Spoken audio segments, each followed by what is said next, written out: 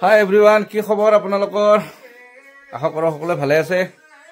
আজি এটা সৰু ভিডিঅ' এটা দি আছোঁ। মানে ভিডিঅ'টো হ'ল মানে কি, আমাৰ যিখন চিনেমা আহি আছে লণ্ডন গাৰ্ল, বহুতে সুধি আছিলে কেতিয়া আহিব। তো তাৰে কামত লাগি আছোঁ, মানে মিউজিকৰ কামত, গানৰ কামত। আজি তো ষ্টুডিঅ'ত আছোঁ আমি, অজদাৰ ষ্টুডিঅ'ত।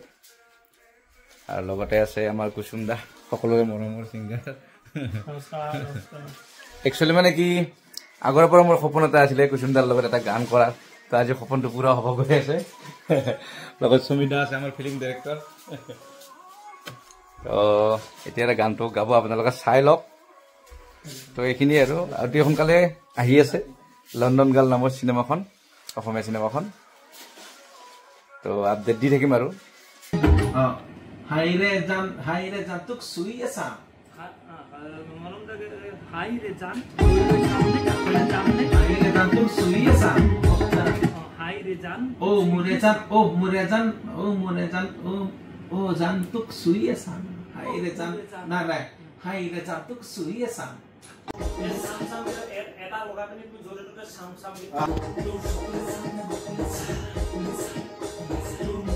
হলো নাকি? এরা পাইছো এ সাম কে বাটা বললো আছে নিলা টপি মাইবা পিছত তানে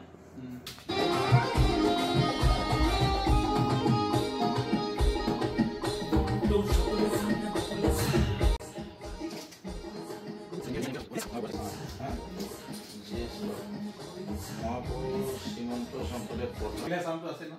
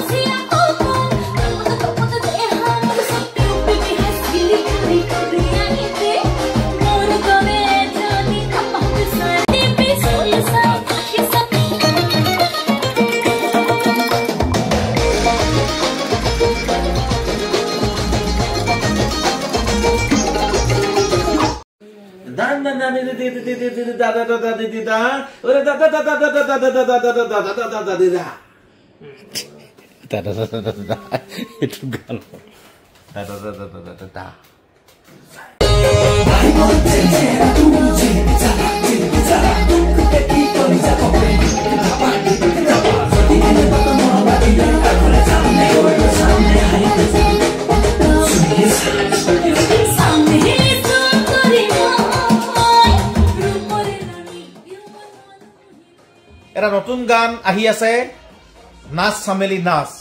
কুসুম কৈলাশৰ কণ্ঠত আকৌ এখন চিনেমাৰ গান, আৰু যিখন চিনেমা ইতিমধ্যেই চৰ্চাৰ শীৰ্ষত আছে। চিনেমাখনৰ নাম হ'ল লণ্ডন গাৰ্ল।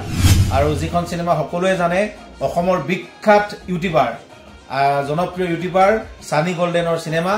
আৰু ছানী গল্ডেনৰ চিনেমাখনত খুব ধুনীয়াকৈ পৰিচালনা কৰিছে অসমৰ এজন প্ৰতিষ্ঠিত পৰিচালক, লগতে কোৰিঅগ্ৰাফাৰ, সকলোৱে চিনি পায় সমী বুঢ়াগোহাঁই। আৰু সমীদাৰ লগত কাম কৰা বহুত এটা পুৰণা আমাৰ এটা আছে, আজি 2টা দশক পাৰ হ'ল, আচলতে 20 বছৰ অতিক্ৰম কৰিলে। আৰু সেই মানুহজন সদায় খুব ভাল কাম কৰে।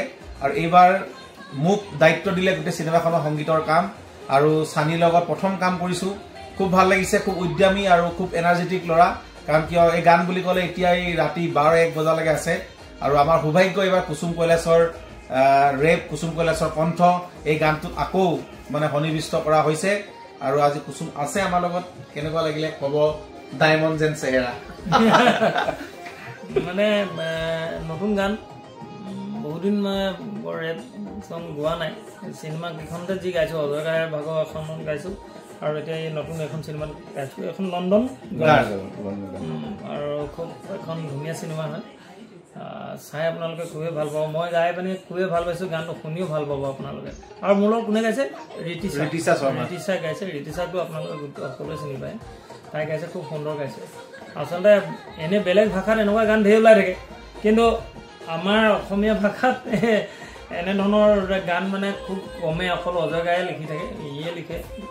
আৰু সিয়ে এনেকুৱা ধৰণৰ কম্পজিঙত মানে গান হিটো কৰিছে অসমত বাকী আমি চব ফেলাৰ কিন্তু এইটো ফেলাৰ মানে এইজনত আমি চব ফেলাৰ আমি গান হিট কৰিছে চ' ৰাইজে ভাবিছোঁ এইটো গান ভাল পাব বুলি ভাবিছোঁ সুমিতা আমাৰ চিনেমা লণ্ডন গাৰ্লত অজয়ৰ মিউজিক কম্প'জাৰে কুসুম কৈলাশৰ গায়কীৰে খুব ধুনীয়া গান এটা ওলাবলৈ গৈ আছে চামেলি সুন্দৰী বুলি খুব সোনকালে আপোনালোকে পাব চিনেমাখনত আশা কৰোঁ আপোনালোকে খুব ধুনীয়াকৈ আঁতৰি ল'ব কুসুমে খুব ধুনীয়া ৰেপ পৰ্চনখিনি গাইছে খুব ভাল লাগিছে আৰু আশীৰ্বাদ কৰিব যাতে চিনেমাখন আপোনালোকে চাই চিনেমাখনৰ নাম আকৌ মনত ৰাখিব লণ্ডন গাৰ্ল মই সমীৰ বুঢ়াগোহাঁই ডাইৰেকশ্যন দিছোঁ ছানী গল্ডেনৰ চিনেমা অজয়ে মিউজিক কৰিছে আৰু এইটো গোটেই টিমটোত আপোনালোকে আশীৰ্বাদ কৰিব বুলি আশা কৰিলোঁ পূজা ধামাকা কি হ'ব মই কি ক'ম আৰু আপোনালোকে আগৰ পৰা গমেই পাই আছে তো আৰু আছে গান আৰু দুটা গান আছে ন অজিলা আৰু দুটা গান আছে ৰোমান্টিক গান আছে জুবিন দা আছে নীল আকাশ আছে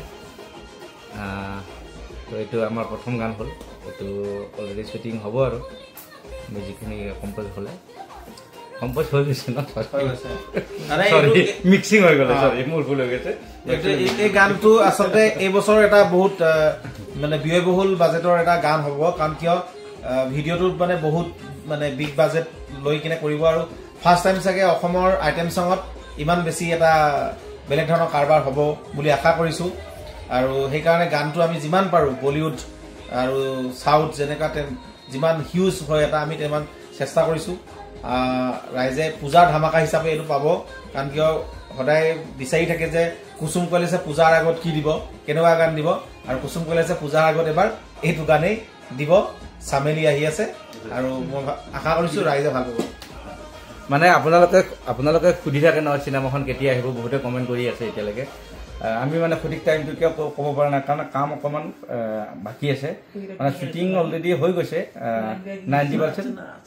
90% হৈ গৈছে বাকী গানৰ কাম অকণমান বাকী আছে তো সেনেকৈ চিডিউল মিলাব পৰা নাই বহুতে কাম নিজৰ কামত ব্যস্ত থাকে কুসুম দা কিবা কিবি কামত ব্যস্ত আছিলে তো সেনেকৈ টাইম দিব পৰা নাছিল তেখেতে তো আজি টাইম দিলে তেখেতে গানটো গালে আৰু আছে তো অতি সোনকালে অতি শীঘ্ৰে পাব আৰু আপোনালোকে চিনেমাখন আপোনালোকৰ ঘৰৰ ওচৰৰ হলটোত চিনেমা হলটোত হয়নে তো মই বেছি কথা ক'ব নাজানো যিখিনি ভাষা বুজি পাইছে চাগে তো অতি সোনকালে আহি আছে লণ্ডন গাৰ্ল অসমীয়া চিনেমা এখন তো আশীৰ্বাদ কৰিব আৰু